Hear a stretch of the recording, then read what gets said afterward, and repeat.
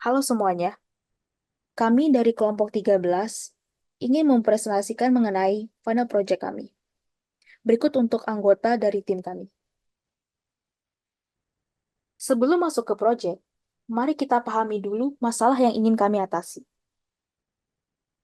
Tingkat literasi dan kemampuan berbahasa Inggris di Indonesia masih rendah. Menurut IF English Proficiency Index di tahun 2023, Indonesia berada di peringkat 79 dari 113 negara dalam kategori low proficiency. Ini berdampak negatif pada akses informasi, peluang kerja, pendidikan, dan partisipasi global. Mengapa tema ini? Meningkatkan literasi dan kemampuan bahasa Inggris sangat penting untuk memperkuat posisi Indonesia di kancah internasional. Dengan mengatasi tantangan ini, kita dapat meningkatkan akses informasi, peluang kerja, pendidikan, dan partisipasi global. Siapakah target pengguna kita? Di sini kita menargetkan kepada siswa di Indonesia, mulai dari SD, SMP, hingga SMA. Solusi kami juga sangat direkomendasikan bagi siswa dengan diseleksia, yang merupakan sebuah gangguan belajar yang mempengaruhi menulis, mengeja, berbicara, dan membaca. Lalu, bagaimana dengan solusinya? Untuk mengatasi tantangan ini, kami mengembangkan sebuah solusi yang membantu siswa memahami tata bahasa dan ejaan dalam bahasa Inggris, yaitu dengan membuat sebuah aplikasi. Aplikasi ini menggunakan kecerdasan buatan atau AI untuk mendeteksi dan memperbaiki kesalahan penulisan bahasa Inggris. Oleh karena itu, kami membuat sebuah aplikasi berbasis web yang namanya English Scribe. English Scribe adalah sebuah aplikasi berbasis web yang menggunakan layanan artificial intelligence untuk membantu siswa kita belajar bahasa Inggris, terutama grammar. Unique Value Proposition.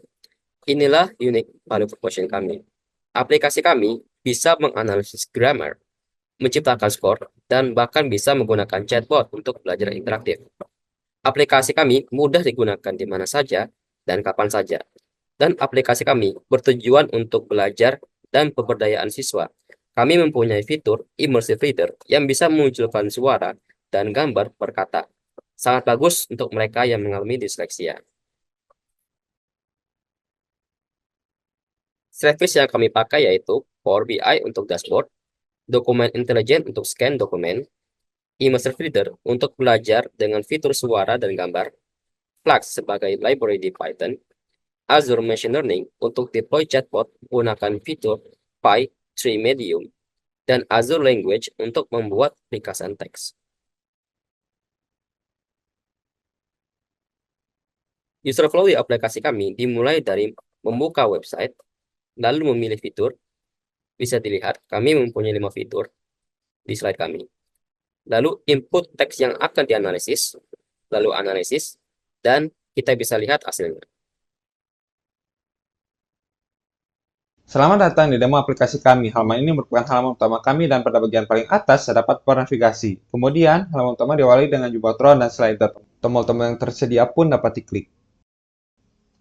Nah, sekarang saya akan memperkenalkan 5 fitur utama dari aplikasi kami, yaitu Online OCR, Online Correction, Immersive Reader, Text Summarization, dan Interactive Chatbot. Nah, sekarang kita akan cek terlebih dahulu Online OCR. Nah, di sini kita bisa mengupload image yang berisikan teks untuk diekstraksi teksnya yang berada pada gambar. Nah, kemudian kita akan mendapatkan hasil dari OCR-nya. Nah, kemudian kita bisa klik text correction untuk mengoreksi teks yang salah. Nah, kita klik cek.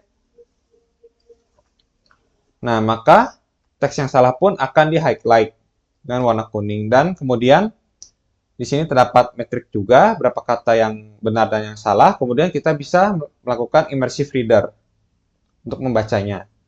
Nah, di sini kita bisa mengatur voice settings, voice speed, voice selection. Kemudian kita bisa mengatur preferensi teks. Seperti ini contohnya. Kemudian kita juga bisa mengatur tampilannya. Nah, seperti ini dipisahkan oleh syllable dan kita bisa kelompokkan oleh kelompok kelas katanya. Nah, setelah itu kita bisa klik line fokus agar lebih fokus. Kemudian kita juga bisa melakukan fitur translate. Misalnya kita translate ke bahasa Indonesia, kita klik sun. Sun. Matahari. Nah, di sini juga ada gambarnya, sehingga murid-murid bisa lebih mudah untuk memahaminya. Nah, selanjutnya kita cek service lain. Nah, di sini online correction dan immersive reader juga bisa dilakukan secara terpisah. Jadi tidak perlu melalui proses OCR terlebih dahulu. User langsung bisa menginput teksnya di situ. Nah, kemudian next kita ke text summarization. Nah, di sini misalkan user menginput teks yang panjang, kita klik cek, maka akan menghasilkan hasilnya adalah teks yang telah disummarize. Nah, seperti ini. Dan di sini juga terdapat metrik, ada berapa kata yang dihilangkan dan juga berapa persen perubahannya. Nah, sekarang kita akan mengecek interactive chatbot. Nah, di sini botnya itu diberi nama AI System for English Practice atau ASEP chatbot. Nah, di sini kita langsung saja bisa mengatakan hello. Nah, ini menggunakan model P3 yaitu yang dikembangkan oleh Microsoft. Nah, misalkan kita tulis I want to learn about simple past tense. Nah, model P3 ini kelebihannya yaitu dia dengan ukuran yang relatif kecil, tetapi akurasinya itu bisa tinggi begitu ya. Nah, dan juga ini juga sudah dispesialisasikan khusus untuk English practice, jadi tidak akan keluar konteks. Jadi intinya chatbotnya itu aman ya, dan di sini juga ada contohnya. Nah,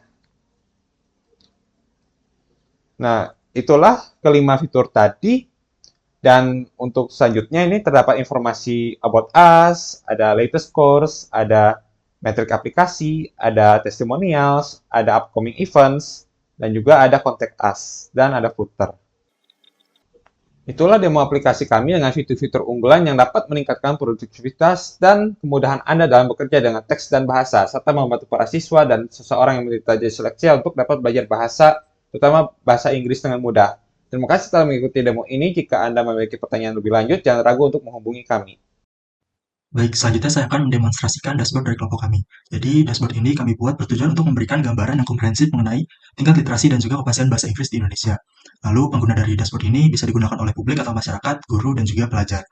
Nah, pertama-tama di sini kami menyajikan line chart untuk melihat bagaimana tren literasi dan juga ranking Indonesia di antara negara-negara lainnya. Lalu, di sini juga terdapat filter jika ingin melihat pada tahun tertentu saja.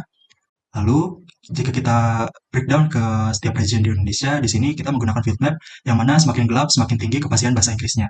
Di sini terlihat bahwa Pulau Jawa merupakan region dengan kefasihan yang paling tinggi. Lalu, kita juga menyajikan bar chart untuk melihat kota-kota mana saja yang memiliki nilai tertinggi di Indonesia. Di sini pengguna juga dapat menggunakan slicer jika ingin melihat pada region tertentu saja. Misalnya, jika ingin hanya melihat Pulau Jawa, nah akan muncul seperti ini, atau Maluku. Nah, untuk Maluku tidak ada top city, tapi di sini terdapat data untuk regionnya.